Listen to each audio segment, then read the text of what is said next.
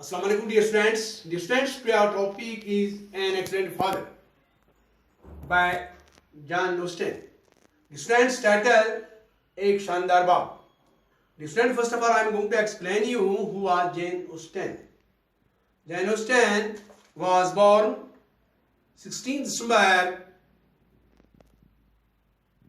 1775 at Stevenhams, United Kingdom. She spent 26 years of her life. She was the seventh of 8 children born to her parents. The students John wrote for pleasure of writing and with little hope of publication. Dear students, her major work include Pride and Prejudice, Sense and Sensibility. Dear students, she was an English novelist. Dear students, she died 18th July 1817, United Kingdom. Dear students, अब मैं उर्दू में जैन ऑस्टेन के बारे में जानकारी देना चाहता हूँ। जैन ऑस्टेन 16 दिसंबर 1775 हिपोशेयर के स्टूडियन यूनाइटेड किंगडम में पैदा हुई थी, जहां उन्होंने अपनी जिंदगी के 26 साल गुजारे हैं। वो अपने वालिदैन में पैदा होने वाले बच्चों में सातवें थी। उनके बड़े कामों में फ़ख्र, एहसास, समझदारी। उनकी नावल से हमें इंग्लैंड के लोगों के बारे में जानकारी हासिल होती है, यानी इंग्लैंड के लोग किस तरह शादी किया करते थे, इंग्लैंड के लोगों के रहन सहन के बारे में हमें जानकारी हासिल होती है। 18 जुलाई 1817 was died. Dear friends, now I'm going to explain you whole summary of this chapter. Dear friends, Miss Bennet is a middle-aged woman. She has 3 daughters of a marriageable age. Dear friends, one morning she informed her husband, Mr. Bennet, that Netherfield Park, which is a big house in the neighborhood, has been given on rent to a young man, namely Bangley, who come from England, who is rich and bachelor. His friends, Miss Bennet thinks it could be a good match for one of her daughters. So in this respect, she asked her husband to pay young man's visit. These friends, Mr. Bennet is a jolly fellow. He pretends to see no reason for this visit. These friends, he asks her wife to visit Mr. Bangley and herself along with the girls.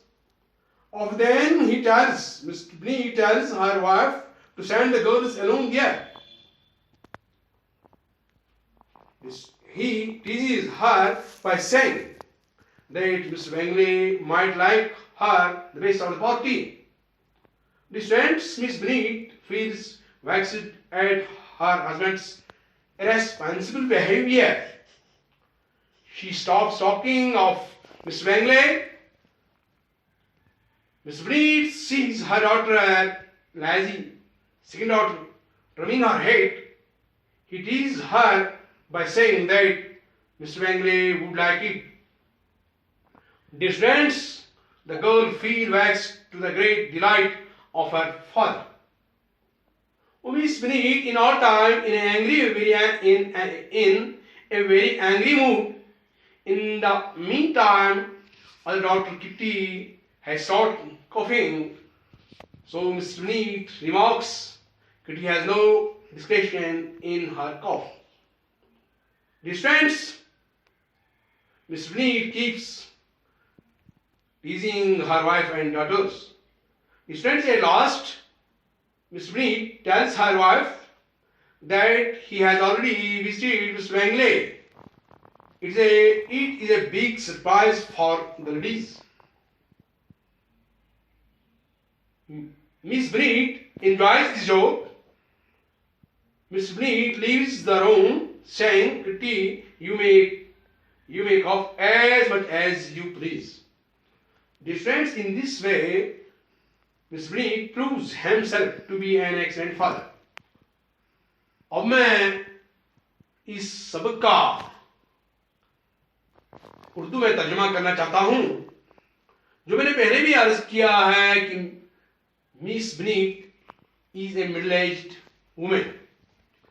इसकी 3 बेटियां हैं जिनकी शादी के काबिल उम्र हो गई है। एक सुबह वो अपने शौहर मिस्टर बेनेट से ये खबर सुनाती है, ये अपने शौहर से बात कर रही है कि नीदरलैंड पार्क जो उनके पड़ोस में एक बड़ा सा मकान है, मिस्टर बेंगले ने किराए पर ले लिया है। मिस्टर बेंगले इंग्लैंड से आया है, एक अमीर आदमी है और कंवारा भी है। क्योंकि मिस बेनेट समझती है कि वो उसकी बेटियों में से एक के लिए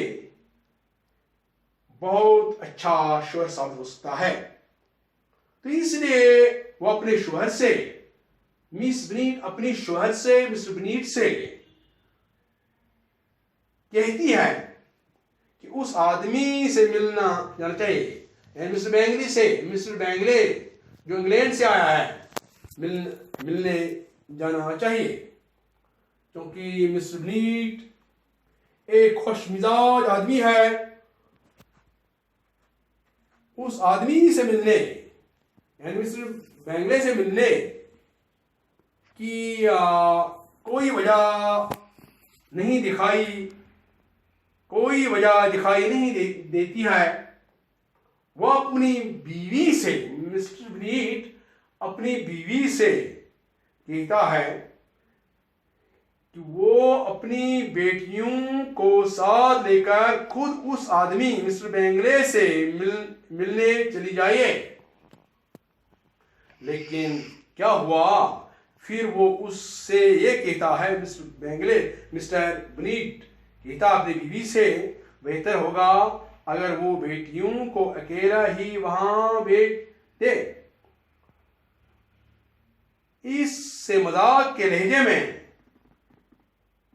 यह कहता है कि मिस्टर बेंगले शायद इस टोली में उसे ही ज्यादा पसंद कर ले, क्योंकि मिस बेनेट अपने शौहर के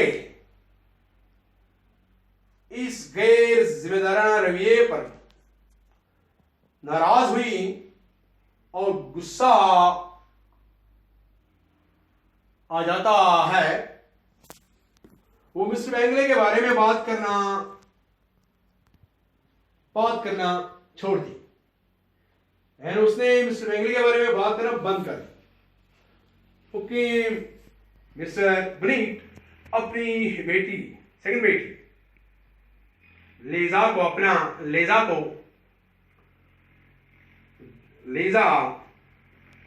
को देखता है।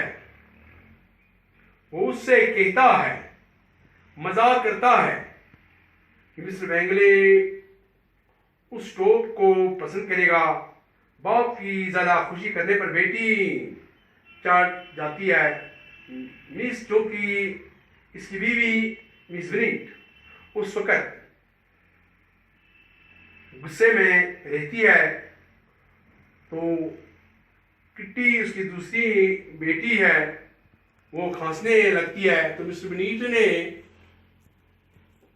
वो अपनी बेटी किट्टी से कहता है, किट्टी को खांसने की कोई तमीज नहीं है, तो इस तरह मिस्टर बनीट अपनी बीवी और बेटियों को सताता चला जाता। आखिर मिस्टर